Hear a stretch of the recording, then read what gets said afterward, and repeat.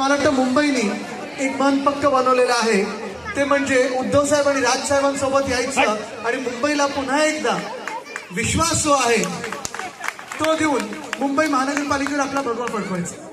ठरलं ना आपलं पक्क.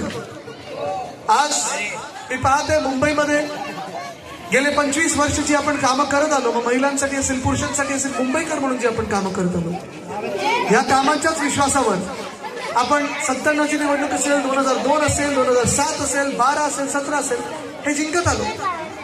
पण ही निवडणूक ही फार महत्वाची. भाजपला जे आहे ते सगळी निवडणूक आणि सगळी मुंबई घेऊन घालायची, ती अदानीच्या घशात घालायची. आणि आपण लढत आहोत ते आपल्या मुंबईसाठी, आपल्या मुंबईच्या अधिकारासाठी, आपल्या मुंबईच्या हक्कासाठी. तुम्ही ठरवायचं आहे मुंबई कोणाच्या हाती देणार आहात. मुंबई ही तुमच्या हातात राहणार आहे की मुंबई दिल्लीवरनं चालणार आहे, हे तुम्ही ठरवायचं आहे. हा निर्णय तुम्ही करायचा.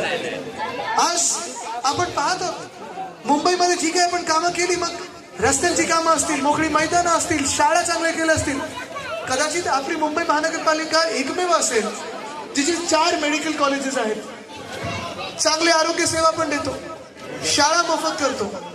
पण आपल्याला काही स्वप्न ही आता पुढपर्यंत द्यायची. काय झालं ना, थोडं बसून घ्या.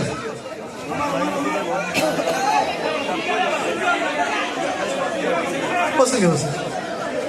हा नाही, लहान मुलांना राहू दे, लहान मुलांना राहू द्या, बाकी सगळी बसून. दिसतं का मी आता? लहान मुलांना राहू दे ना पुढे. आज जे आपण मुंबई, काय तुझं नाव? अरे हळू हळू हळू.